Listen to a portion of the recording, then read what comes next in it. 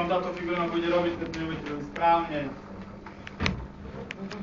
Takže, do zeleného poľa. Každý to vidí.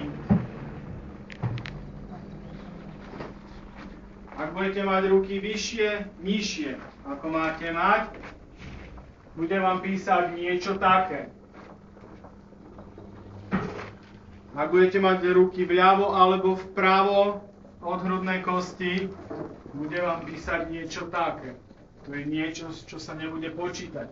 Ak budete ten hrudník len stláčať, ale nebudete ho dostatočne uvoľňovať,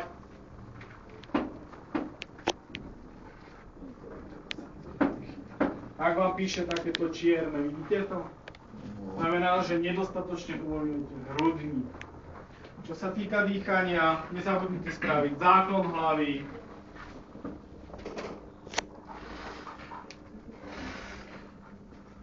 Do zeleného poľa.